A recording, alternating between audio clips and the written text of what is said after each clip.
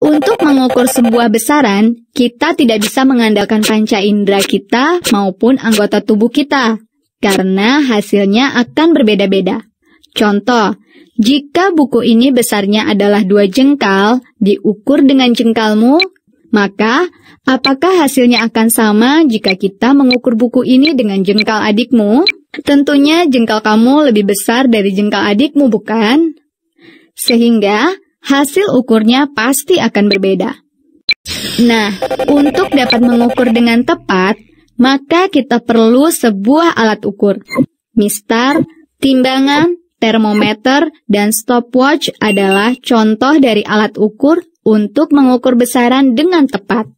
Untuk mengukur panjang, kita bisa menggunakan alat ukur seperti mistar, jangka sorong, dan mikrometer sekrup. Nah, kita akan mempelajarinya satu persatu. 1. Mistar. Mistar atau yang kita sebut dengan penggaris sering kita pergunakan sehari-hari seperti di sekolah. Coba perhatikan. Pada mistar yang kita pergunakan terdapat skala sentimeter dan milimeter. Jarak antara 2 garis yang lebih panjang sama dengan 1 cm. Dan jarak antara 2 garis pendek sama dengan 1 mm. Karena satu bagian terkecil mistar adalah 1 mm atau 0,1 cm, maka ketelitian mistar adalah 1 mm atau 0,1 cm. Nah, coba kita lihat berapa panjang pensil ini. Jika kamu memperhatikannya dengan baik, maka jawabannya adalah 15,3 cm. Mari kita bahas. Ujung pensil yang terdekat dengan skala sentimeter adalah 15. Kemudian, ujung pensil berada pada garis milimeter ketiga setelah angka 15. Dengan demikian, maka bisa kita dapatkan hasilnya yaitu 15 cm ditambah dengan 0,3 cm, maka hasilnya adalah 15,3 cm. Mudah bukan? Pengukuran dengan jangka sorong. Jangka sorong dapat digunakan untuk mengukur dimensi luar atau dimensi dalam suatu benda. Pengukuran dimensi luar seperti mengukur diameter luar pada sebuah kelereng. Sedangkan mengukur dimensi dalam seperti mengukur diameter dalam sebuah pipa. Bagian-bagian dari jangka sorong terdiri dari rahang geser dan rahang tetap, serta memiliki 2 buah skala, yaitu skala utama dan skala nonius. Sedangkan ketelitian jangka sorong ini adalah 0,1 mm. Cara pembacaan pengukuran jangka sorong. Pertama, jepit dengan rahang geser benda yang akan diukur terlebih dahulu. Kedua, lalu perhatikan skala pada skala utama yang berdekatan dengan angka 0 pada skala nonius. Angka 0 pada nonius berada di antara 2,1 dan 2,2 cm. Maka, angka 2,1 kita simpan terlebih dahulu. Ketiga, kemudian perhatikan garis nonius yang pas berhimpit lurus dengan skala utama.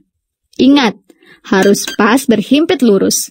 Nah, garis tersebut adalah pada garis kelima pada skala nonius. Tiap skala pada nonius ini adalah 0,1 mm.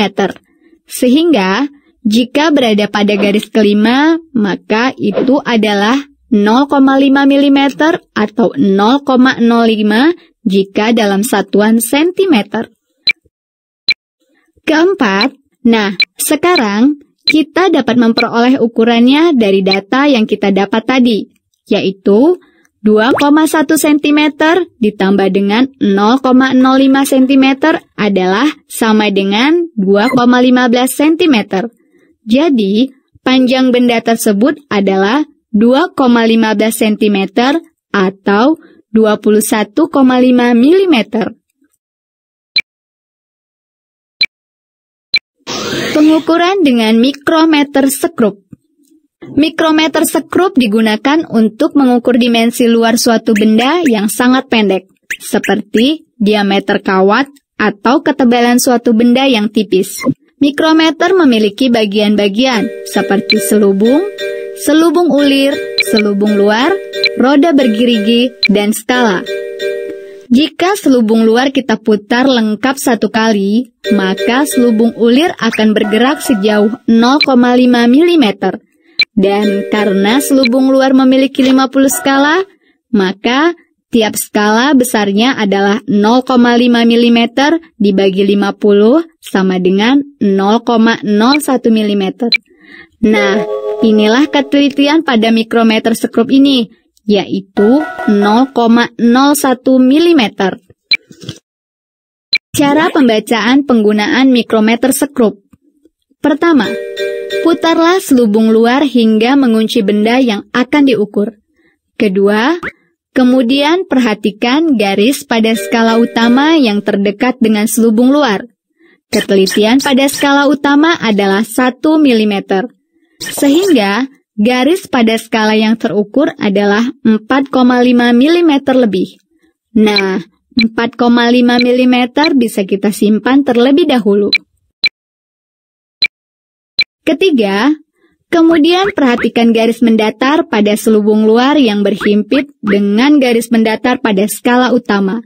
Nah, ketelitian pada skala selubung luar adalah 0,01 mm dan angka yang terlihat pada skala adalah garis ke-48. Dan itu berarti 0,48 mm. Keempat, dengan demikian, kita akan mendapatkan hasilnya dengan menjumlahkan kedua hasil yang kita dapatkan tadi, yaitu 4,5 mm ditambah 0,48 mm sama dengan 4,98 mm.